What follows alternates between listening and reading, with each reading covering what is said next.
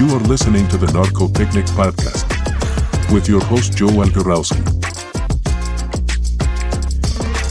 Woo! Bienvenidos, everybody, to the Narco Picnic Podcast. This is episode number 3.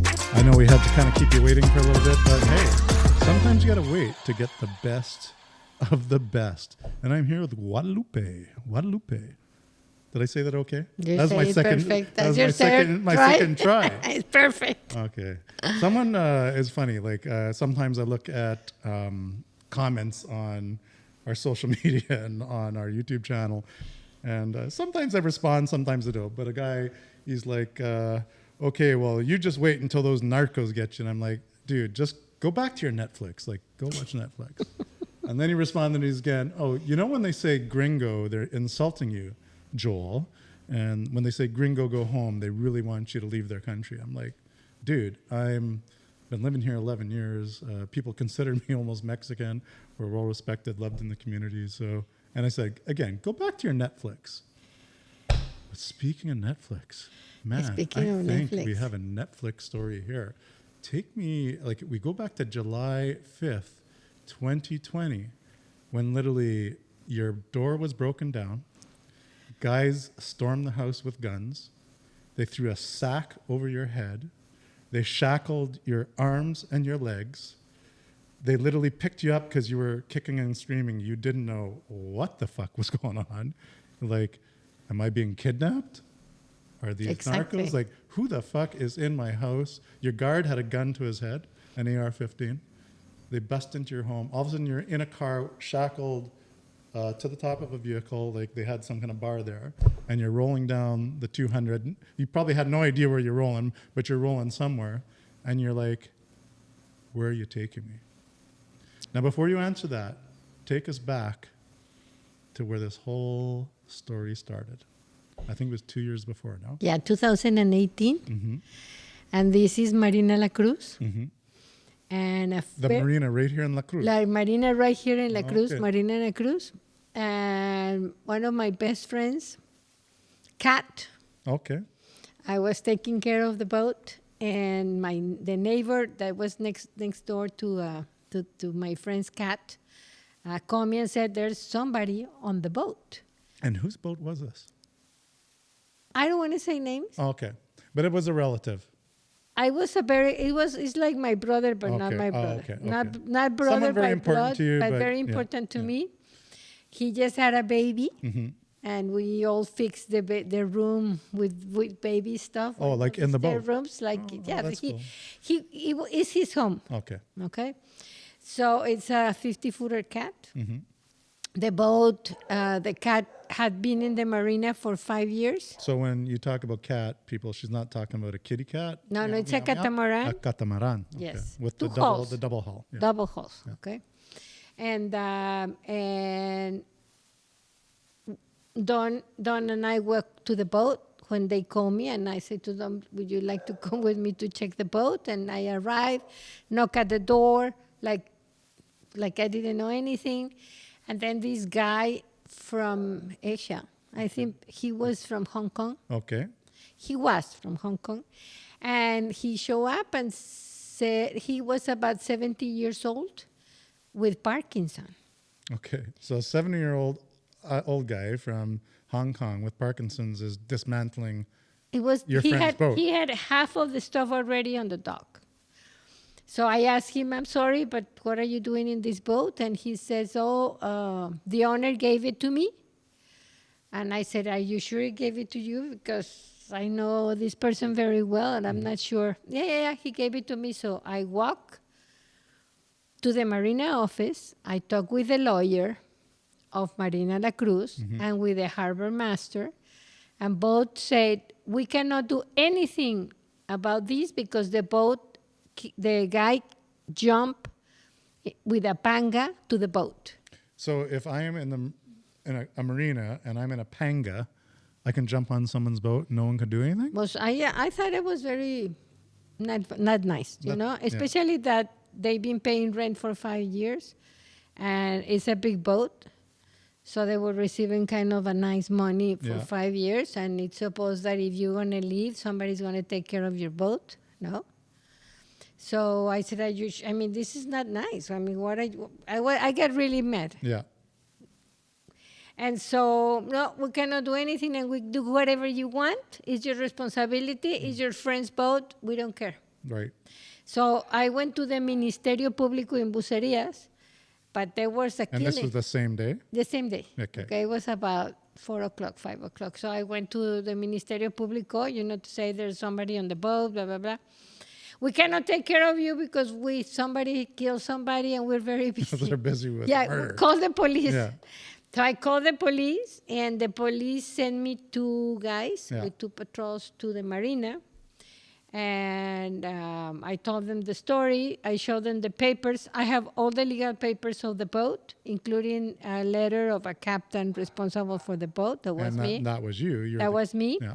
I have the taxes paid, the marina paid, you name it.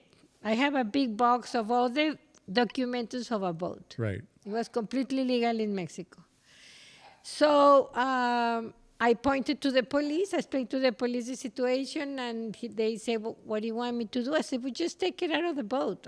That's it. We're not going to do any charges against him.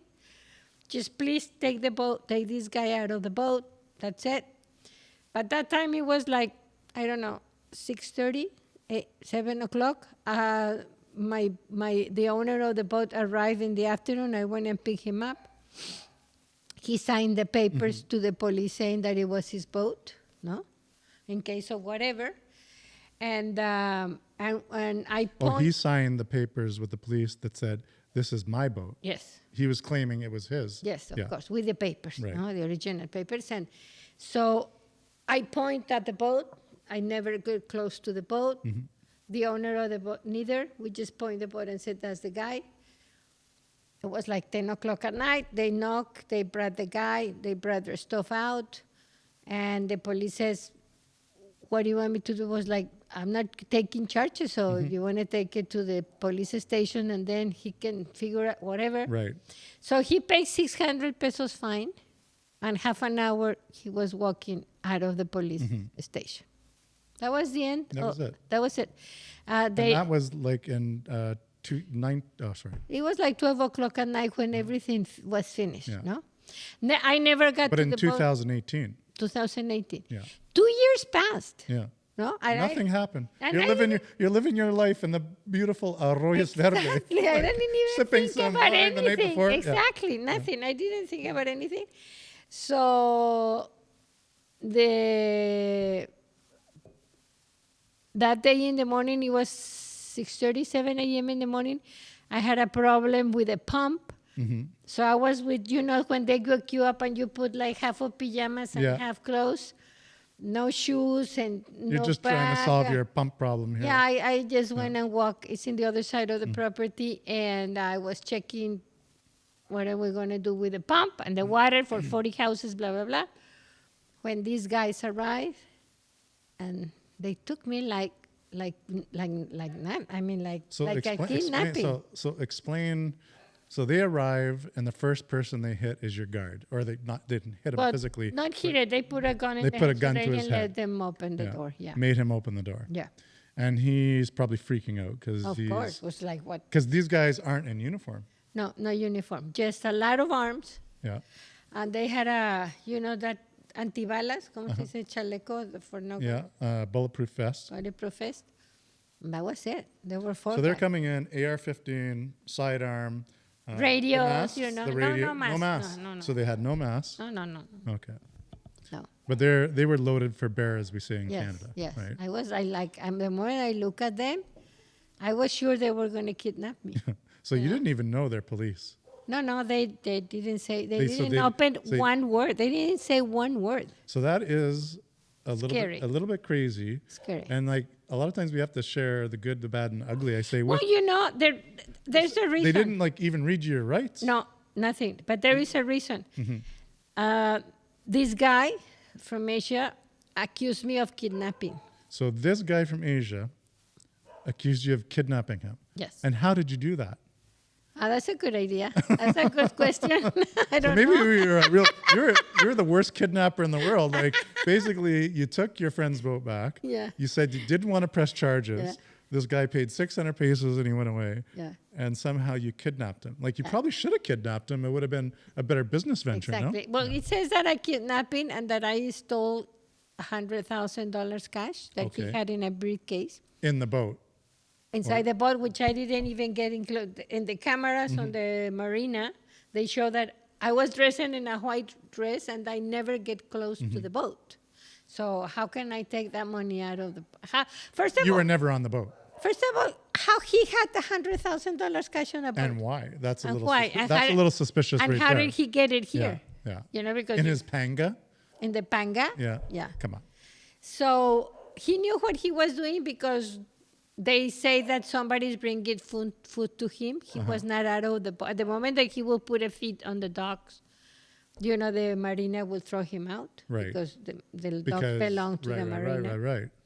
And so he didn't touch the dogs at all. At the moment that I put him out of the boat with the police and took him out, he was furious. I mean, like, he was furious. He was furious. He was treating me and I said, I'm going to kill you and I'm going to kill you and I'm going to kill you and you will see who I am and blah, blah, blah. I was like, I don't, you know.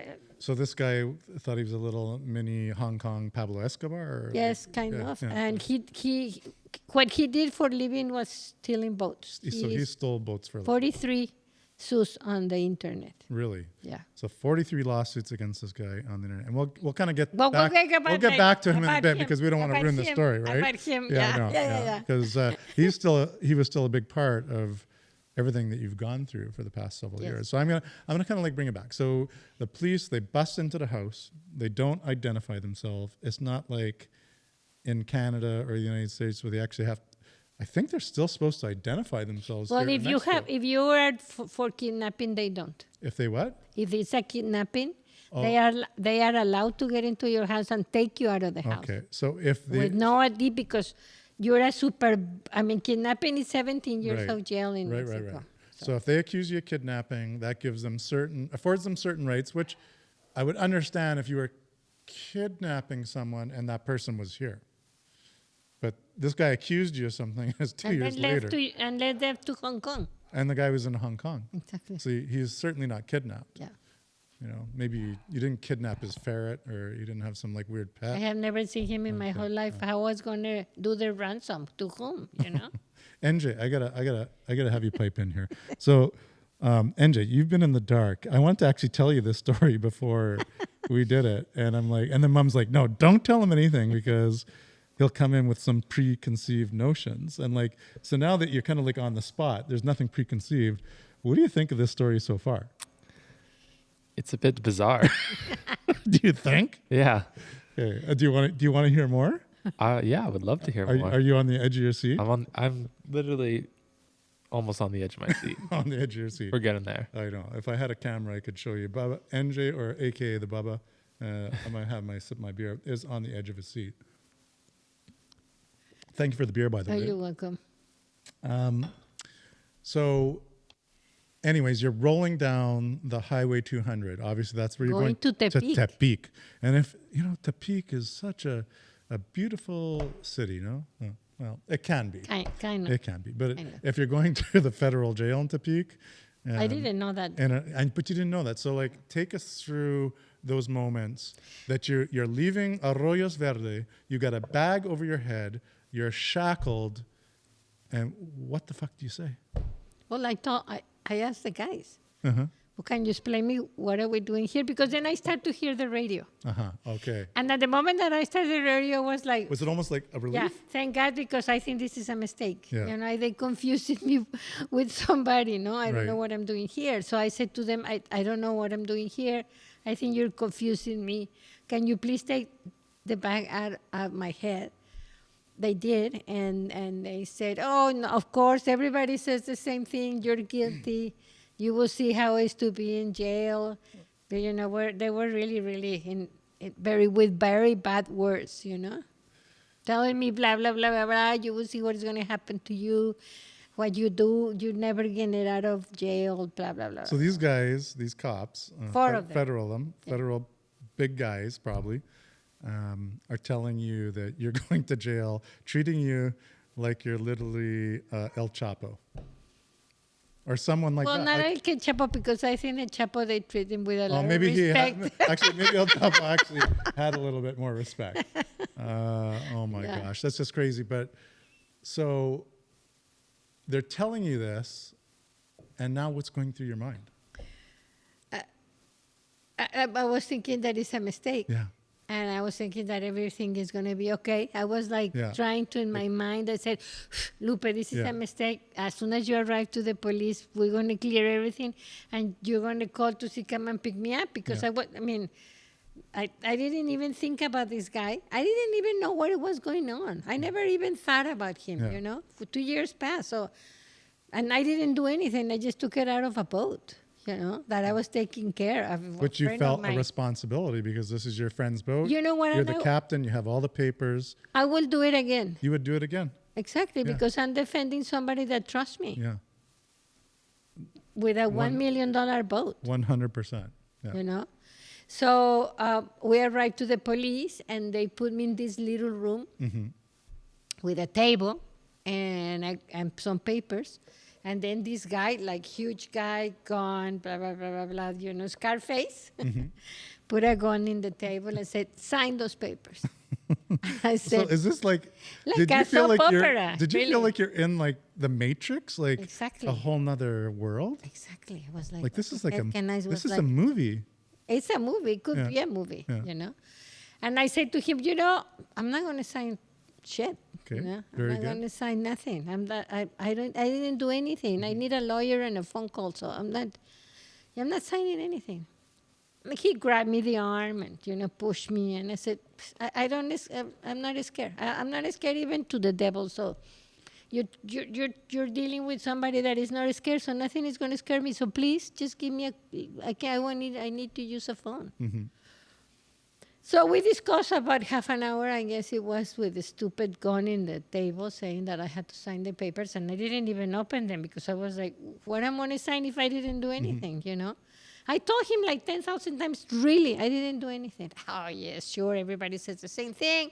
You need to sign the papers because then it's going to be very bad. And then the paper said that I was guilty. And that's what they wanted you to sign your Yeah, confession. exactly. So it's like basically no trial. No, because this guy gave him $500,000 to everybody. So $500,000 pesos, everybody, is like $25,000, just a little bit over in today's terms. Maybe it's around the same back then. Yeah. To bribe someone to not only throw you, like rough you up, put you through all this, but his intent was to see you rot in jail. I think he was doing this for living. Yeah. You know, about the boat situation. And he never thought that a woman would put him out of a boat in the Right. middle of the night. So his manly feelings were hurt. I think so, because he said that he was going to have a revenge. And he did, because the trial was for 4 years. You know, I mean, he put lawyers and lawyers and lawyers and lawyers and lawyers. All these different lawyers show up with different things for 4 years. It was a nightmare.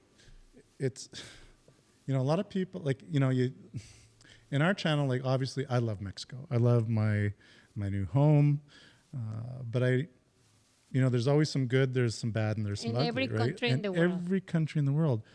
But the one thing that, I mean, it's like, I can't even believe this happened. NJ, to Guadalupe, I mean, look at Guadalupe. Like, you you look so far from a criminal. Like, if I was the special forces dudes and I showed up, I'm like, hold on, we got a problem here.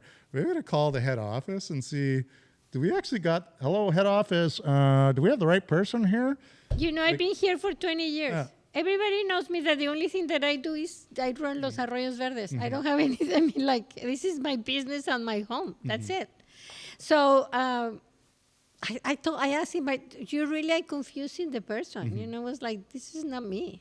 Well, I think, you know, a lot of people, like, you know, in our channel, like, obviously I love Mexico. I love my new home. But I don't know, They passed me, where they.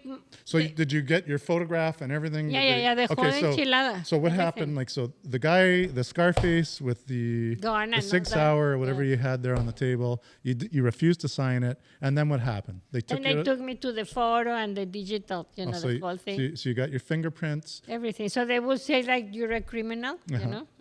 It's okay, the photo and the name here. And Do you have that photo? Did you Oh, save it? No, I didn't say. Andrew, can we create one? Can we put Guadalupe up behind fictitious bars, and can you Photoshop that in? Yeah, okay. And then we got to do the actual like photo, like when you get arrested. You can make that work, right? I can make something work. Yeah. Okay, thank you, NJ. NJ's magical. Good, He's going to film school. great. Yeah, well, we think, anyways. But I think you should. You're very good at what you do. Thank you. So, anyways, they book you. Basically, as we know from Hawaii Five-0. Remember that show? Did you ever watch Hawaii Five-0? I grew up with that. So, what are the criminal shows now? Because I don't watch TV. I don't know. New York City something. CI5? I don't know. The only one I'm watching is Dexter, but that's a bit of an older one. That's a bit of a one. Anyways, it used to be Book 'em Dano. So, anyways, you got booked. They booked you. They put you in the book. They fingerprinted you. They took your picture. And then what And happened? finally, they give me a call. And finally, Finally. then they give you a call. Yeah. Okay. So I called here, Okay. and my son answered the phone. My son lives here. What's your son's name? Did I meet him out there? Pollo. Well, everybody calls him Pollo, Pollo? but his name is Rodrigo. Or Rodrigo? Yes, Okay. but Pollo. Why Pollo? Pollo answered the phone and he says, Mom, don't worry. We know where you are. We know that it was not a kidnapping. We know what happened. We already have the lawyers ready.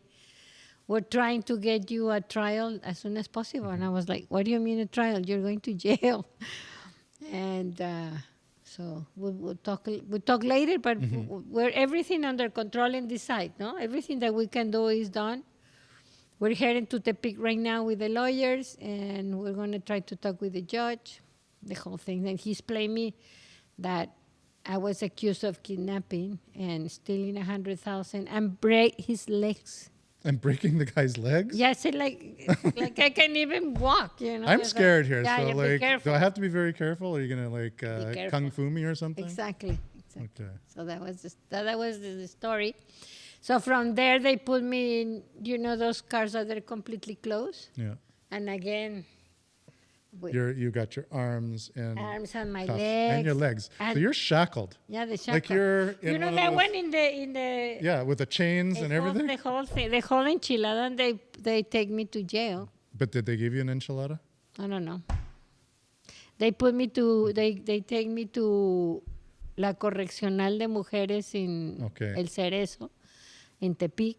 And is In that the like city a of is that Tepic. like a Like all woman jail. okay? But is that like a hard jail? Like In the side that I was into the very, very danger ones. okay, So they put me in a cell by myself, which I appreciate, Yeah. because I was not in the general area. And it was all black from Yeah. outside with a little window. No bed, no a bathroom, but you Like can a toilet. imagine, like a toilet, and no shower, and no seats, and no nothing. That's it. so no bed, no No like seat, no chair, no nothing. just a toilet. Just a toilet. And the hours passed up, nobody talked to me, and I was like, well, we'll see what's happened. And then the next day, one of the police or guards or whatever that was working there, he says, well, you can have one, you only can get out of your cell from 3 to 4 to walk outside, and from 7 to 8. So 7 till 8 At at night. night, or At okay, night. 3 to 4 in the afternoon, 7 to 8 at night. Yeah, You could go and get some air, yeah, that's it. and you had no bed, No, no bed, no pillow. no nothing. So I call they make me one call, and one of my companions of jail said- Right. I said, as for money, you need to have money here so you can spend, and your family can bring you something to sleep on, And it was the COVID, so it was worse. Nobody could get into the jail. So this is like, oh my God. It was really bad, you know. And so I called my family, and they sent me money. And you're not allowed to have money in your hands, but they have a book where you have, you know, so you have money, and you can. There's a little store that you can order like a toothbrush and shampoo and things. And 2 days later, they send me something to sleep on, my family, and a fan and a chair. And so So before that, literally, there's like a concrete floor yeah, for 2 days. for 2 days. Mm-hmm. Wow. And you know when in the movies that they open the door and they put you the plate Yeah. and they serve you like 3 times per day, like beans, Yeah. and 3 times per day lent soup, and 3 times per day huevos, eggs, Uh-huh. with some tortillas and like a tea. Uh-huh. That's your food 3 times a day, the same way, That's it. Every day. every day. And then they give you a bucket, a Comex bucket. Uh-huh. And the first day that you arrive, and I was like, what am I going to do with the bucket? And they said, well, you put water on the bathroom. You shower with it. You keep the water. You can shower with, and then you wash your clothes there. So it's very important, your bucket. You know, my Comex bucket, it was like very important It's for like me. your best friend. It was my best friend. It's like from the Tom Hanks movie when Yeah, he yeah, yeah. crashed. You had that. Was it a?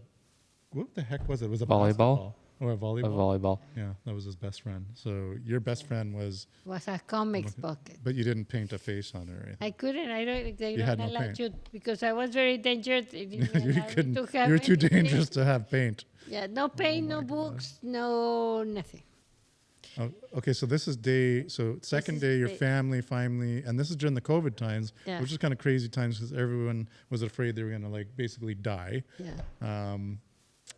And especially government offices, they were barely working. Yeah. So they threw you in the cell. You had no bed. You had a bucket.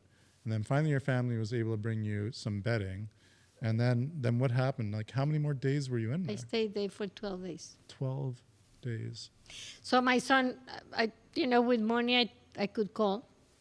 I could hear twice a day at 3 o'clock at Right. night. And my son said, in 3 days, you're going to have your first trial. So in 3 days, finally, I didn't have clothes. I had the same clothes since for day one because of the COVID. It takes forever for them to check them and to see that it's okay that I can send it. So I was with half a pajamas and half clothes and all dirty. And so that's the way I show up to my first trial. And I had my lawyers there, and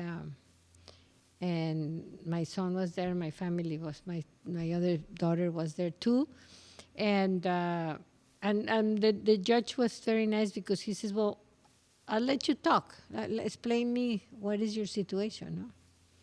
So I explained him the whole situation, and at that moment, the lawyers already had the box of all the papers of the boat, and that the boat belonged to my friend, and the whole thing, because he said that the boat belongs to him. Mm-hmm.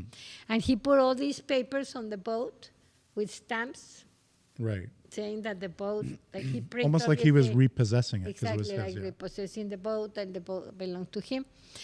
In 4 years of trial and 4 years of fighting about this, he never showed up, his face.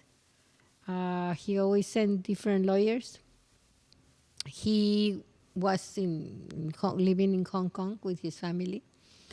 And he sued me. I mean, we won this case 12 days, exactly the day of my birthday, that is July 17. 12 o'clock at night, they knocked on my cell, and they said, get dressed. And it was like 12 at night. I was like, And this is 12 days later. Thursday latest. And this is your birthday. It was my birthday. I was like, what the heck? What they want me to, 12 at night to get dressed? So I went, every time that I get out, they had to put me all that stuff, because I was super danger. So I arrived to the office, and the director of the office said, you're free. Your family is waiting outside. Oh my God, I saw them, and it was like, this is the best thing ever. And Take us really back to that moment, though. Like the moment you walked out of that jail. And I mean, I would suggest most of us, 99.9% of us, can't even imagine being in the situation, because it's only something we kind of see in the movies. But when you like actually walked out, who was the first person you saw? My son. Your son. My son and then Pollo. and Pollo and then my daughter and then my lawyers. Yeah. They were all outside waiting for me. Don was here and I don't know. We hug and cry and kiss. And they said, "Mom, what do you want to do?" And I said, "I want to have some tacos. Yeah. I want to have a shower Yeah. and I want to sleep in the bed." Yeah. And because it was like 1:00, we decided to stay It's in 1 a.m. in the morning. At 1 a.m. in the morning. At that time, they said they can go. Can you imagine? So I Yeah, said, you're gonna take. It doesn't matter if it's 1 in the morning or. it doesn't matter. I You're didn't care. getting the hell I out was of there. free. Yeah. The day of my birthday, Yeah. And so we stay in Tepic. They already rent a house in front of the jail, so Okay. it could be near me. And I sleep with a bed and a pillow. Finally, after 12 days, and have some tacos. And then the next morning, early in the morning, we drove to Puerto Vallarta, to Bucerias. So tell me about that drive. Because Tepic is what back then before the highway. 2 hours and a half, 3 hours. 2.5 hours, 3 hours. Yeah. Was it You- silent? Was it? I was very silent. Yeah. I was. I'm a very strong person, Yeah. but I guess after all that, I went like, Mm-hmm. I met a lot of people there that was very crazy. Like back in the jail. Back in jail, Okay. yes, back in jail. It was an amazing experience because I never thought in my whole life at this age Mm-hmm. that I was going to spend 12 days with all these people that had killed and Killed had people. robbed and have Yeah. drugs and, that level of people that they're in jail, that they, It's not the people that come and do yoga here at Arroyos Verde. or swim in the pool. Yeah, or swim in your pool. It just doesn't normally happen. Yeah. So you're with a whole different, call it clan of people. Culture. I guess A you culture, could yeah. say, no? Or yeah. And I learned that, what was amazing is that a lot of them, they live in a very sad situation. A lot of them, they were waiting to be prosecuted. yeah, prosecuted. Yeah, they've been there for 10, 12, 15 years and nobody And they're visited them. still like in jail and still waiting for their trial. Yes. It's wild. And then they are allowed to have kids. There are 80 people. We were 450 people living in the jail at the time. 80 were having babies. Every were with babies. So Really? there was one side. You can have the babies until they're 3 years old, and then they have to send it to their families. Right. And so they're getting pregnant in jail. Yes, or they are They right already were, pregnant. okay. Or they have the baby was 1 year old. They Right. let them until they're 3 years I old, so they understand. cannot separate with the Right, mother. right, But right. can you imagine the kid living in jail, with another 80 people with other kids? And then there's the ones that they're waiting, and they live in one bedroom with 3 beds, Yeah. and there was a population like 300 people. So it was very nice that I was sleeping by myself. In the super Right. danger area, there were 10 cells. So do you think deep down, maybe some of the people that were involved in this knew you were innocent, and that's why they maybe still treated you like shit? I mean, they put you in a cell with no bed and give you a Comex bucket, but the fact that they kept you out of general population was... No, it's because when you arrive and you're very dangerous, they don't put you with. Oh, they're meaning you're too dangerous to be in the general population. Which was great 'Cause you in might- that moment, know. Okay, so... And I continued with the thing. I never said that it was innocent because I said I don't want to get involved. And the cult, they all of them, they adore La Santa Muerte, okay. no? And Valverde, the saint of the cartel. The cartel. And they pray, and they have all these cults outside my jail because I couldn't see them. And then they don't have anything, you know. It's a very sad situation. I had a line of people on my door every morning because like, may I buy some soap? And can I send some soap to wash clothes, or a toothpaste, or a toothbrush, or so I had a list of people that I was trying, I don't know, To help the best you could. well, how much I can help, no? Yeah. So then if I talked to the director and I said, if I'm going to be longer here, I would like to, give some classes or Do something. do something, because it was COVID, so they didn't permit anybody to come from outside. Right. People didn't do anything the whole day. They watch soap operas like crazy. They have a huge TV, and it was a big thing for them. And they have a little store that with money they can bring you things that you like. Like, I start to fix there a little bit piece on the refrigerator so I can have some yogurt and jellos and mineral waters or something like that. When they were, I gave a list of things that they could buy me because, the food there was awful. And so the food was awful. No. The food, I was like, until I figure out that I can buy something besides that, it was like, ugh, I cannot.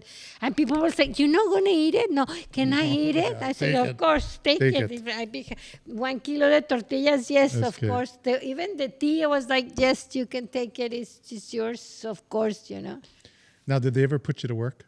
Oh yeah, that was super funny. tell me about this. Second day, the first day, the second day, my guard came and show up. I said, you have to clean from there to here, from here to there. Like you have a to clean the hallway street. or- Yeah, a hallway. And give me a broom. Yeah. So I did it and came back to my cell, and then she came back kind of like furious and said, "Oh, you did a terrible job. Look at that. You have to go back." And I said, wait. Let's not confuse ourselves. I never in my whole life I use a broom. I don't do it. So we have to do something else. And then my companion of cell that was next door, she says, Lupe, you can hire a maid to do your job. So the next day morning, I interviewed some girls. Yeah. And I heard Carmen from Venezuela. No, she was from Ecuador, actually. So she was my maid. She Okay. cleaned in the morning and washed my clothes. She was a very nice maid. Uh-huh. She killed his husband, but it's okay, I guess. But she helped you in jail. Yeah, she killed me in jail. Wow. NJ, Yeah. what do you think? Is it time for, this is a very serious interview, but we also like to have fun on the Narco Picnic podcast. Do we need to bring Pablo in? Can you hit that button? Yeah. Oh. Okay. Señores, les voy a decir quién soy. This is what you should have said. Yo soy Pablo Emilio Escobar Gaviria. Ustedes pueden aceptar mi negocio o aceptar las consecuencias. Plata o plomo. Maybe you should have actually walked into the jail and say, Plata o plomo. Plato plomo, soy Guadalupe. And he was going to play a little, we like to do a little game show on the Narco Picnic podcast. And it's called Plato Plomo. So if people get it right, they get the plata. And if they get it wrong, they get plomo? They get plomo. No, I don't want to play, thank Okay. you. But we do it all in fun. All right, everybody. So here's your chance to win. What am I going to give away? I'm going to give away two tours on Pepe's food tour at BC Bucerias for the first person who comments on the video on the podcast below, who guesses the season and the episode number when the two assassins from Better Call Saul are crawling on the ground to go pray to Santa Muerte.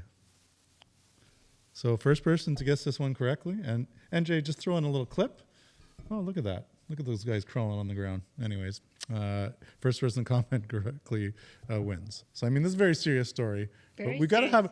have a little bit of Very fun with it serious too. story. It is like, because at this, how can you not laugh at it now? Like, I mean, It's an There's got to be some experience. healing, no? And I think part of the interview right now is a way for you to get your story out, because we all know in Mexico chisme, like people like to have the chisme. Like, who knows which people out there actually think you're a kidnapper? So tell your story. Yeah. I actually have a story to tell one day too, because I have chisme about me. I'm like, oh my God, how do these people, they have nothing better in their life to do? Exactly. But one day the record will be set straight, but that's for another day. This is your day. So you're in the car with your children. You're driving back to Bucerias. This is this time to reflect. You thought about all those connections you made with some of the different people you met in jail. Do you have one in particular that you have a fond memory with, no matter what she did? No. No. You're not ready to go back and see anyone you met. No. No, I think it was an experience of my life that I have never, ever wanted to live it again. Not even in my memory, No, just I mean, now I tell it because it's over. yeah. And it took 4 years to finish it. And then I had to go and sign every Monday to the jail here in Bucerias. So basically, you're under house arrest. Basically, could you leave your house? No, not house arrest. It's just that you have to sign that you cannot go. First of all, the first 6 months, I only could stay in Bucerias. Nowhere else. No, I cannot go not even to Puerto Vallarta. I cannot cross The state line. the Ameca Okay. line. No, forget about it. That's another state. And then they let me go to Puerto Vallarta, which it was great. And then they let me go to Guadalajara. Mm-hmm. And then they gave me my passport back. Mm-hmm. But still, I had to go every Monday to go and sign. And then For how long was this? For 4 years. 4 years. And then Every Monday, you're every going Monday. to Yeah. But after that, the judicio, like the little judge place up in where the jail is. Okay. Yeah. And then after 2 years, I only had to go the first of the month. Okay. And then I only had to call, Okay. which was great. But I had to, to report myself that I was here. And then he sued me for $1 million for damages. So this guy. It was continued. We won. We won the first. When I got free, we won that. We won that I was not a kidnapper, that I didn't steal the money. So when you left the jail, you were free. Yes. Okay. So you weren't dealing with a criminal case from that point on. No. You were dealing with Another one. a civil case. Yes. And the civil case But they didn't. I still had to sign because it was COVID, and the papers took. Okay. They had 10,000 delays, 10,000 people before me. Got it. So I had to continue. I was free, but I didn't have the papers in my hand that I was free. So after 12 days, they said the Case doesn't go anywhere because nothing was true. nothing was They true. were all lies. But then he's suing you in a civil case, Yeah, for $1 million. and that took 4 years. No, it took it sued me, and then we finished with that one, and then he sued me for abuse of authority, Okay. and that one took a long time. Okay. Yeah. Abuse of authority. Yeah, which I did. I was not working with the government, so what abuse of authority of what? No. Yeah. And then when we finished all that, and I was clear, and my name was blah blah blah. 4 months ago was the last trial, and the lawyers from the other side didn't show up. Mm-hmm. That was 4 months ago, and was like, my lawyers called them and said, well, we're waiting in the trial. What happened? Blah blah blah. Oh no, the guy just died of a heart attack. So the family doesn't want to do anything with Lupe or Mexico. That's it. That's it. That's it. No more nothing. And then what happened? That's it. That's it. So the judge just said, No, I had my papers that you Case said that dismissed. you're completely clean, that everything was a lie. It was just, but not after years and years, 4 years. 4 years of fighting it. And a lot of money A lot of money.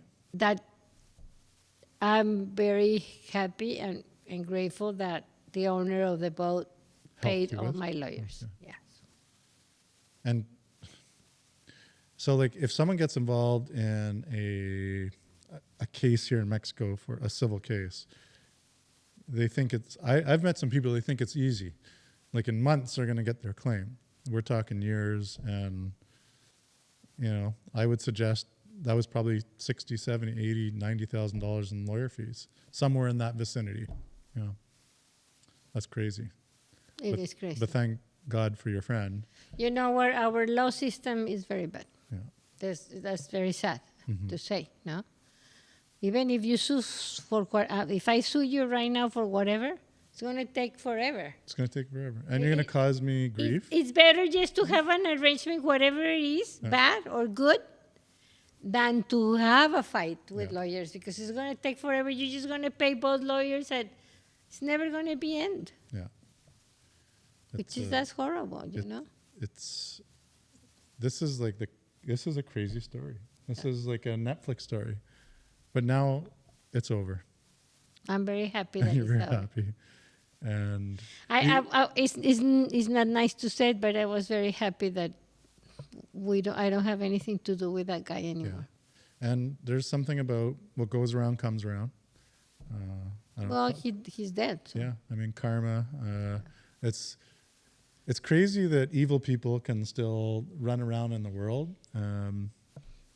But maybe that's just kind of part of the plan, because it makes us stronger when we have to interact with them. You but know in why- the end, they lose. We always say that for any reason, we cross people in our path. Yeah. No? I wonder why I have to cross my path with him. Do you have any answer? No. No. And I ask myself a lot, why I have to cross my life with him, that he was a criminal, no? And he damaged so much my integrity. Even I knew that I didn't do anything. It was horrible to pass all that, But So do to be you 12 have days there. less? Do you have less trust in people now? Do you think, or do you have more trust in people based on how everything evolved for you with your family and everything that came together? Like if you could learn anything from this, not that you had to learn something from it, but maybe like a takeaway, what is it? I think there's a lot of evil right now in the world. I would agree. A lot of evil. Even if you think that I want to trust you, there's a lot of evil. There's a lot of people with a lot of evil that they want to damage you. It doesn't matter how, what, or why. That's sad, no? We understand it. I mean, it's It has happened to you too, and it's there's crazy people out there. I don't know if they're crazy, or if they're just evil, or if they've been taken Or over, both. or both. Yeah. We sometimes talk about it, and it's like this is like wild. And then on a bigger picture, and this is for like a whole nother podcast, what's just kind of going on in the world globally right now. I think COVID really fucked a lot of people up. Yes. But in the other side, you have your very close friends. Yeah. That they're great. But now you know exactly. And well, that's fine. Yeah. And you have your family and your close friends. And he says, well, I'm very happy with my bubble. No? Yeah. And if I have to cross with those people, I guess we all have to do it, no? And to deal with it. Well, sometimes, I honestly believe sometimes God gives us a test, and, we who have done nothing wrong will always win, and it makes us potentially stronger. And maybe it was shitty to have to go through it, but in the end, we persevere. I had something that happened to me when I was 22 years old, 26 years old. I lost two of the most important people in my life in a plane crash. And my son, that was 9 years old, and my brother, that was 34. And that was the two most important people in my life. And that was a big, huge lesson for me. A big one. I mean, it was before and after, completely, before and after. Because we lost them for a week and we didn't know where they were, and it was like a nightmare. And it taught me a lot of lessons. And how sad that you have to go through those things. It's a teaching lesson, no? It is. There are so many teaching lessons. Exactly. But some of them are horrible. They're but horrible. this jail time, it was horrible for me. I guess I'm not young anymore, and it was like to be in jail for 12 days with all those women. I realized how incredible my life is. That was another thing that it was pretty beautiful, because after I went out, I thought, oh my God, my life is amazing, beautiful. I'm free. Yeah. I mean, one thing is that you're free to do whatever Right. you want. That's one thing that is amazing, beautiful. And then I live in Bucerias, that is beautiful, even though we have a lot of problems. It's a beautiful It's a city. beautiful city.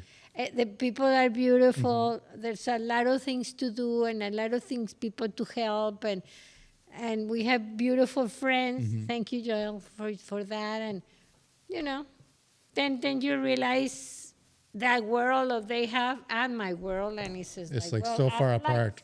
I'm like flying Yeah. in the universe. I am. I was very grateful that they showed me that way. Well, I think on that note, NJ, I can't think of a better way to end this podcast. You can hit the outro. Do you know where it is? It's the third button. There you go.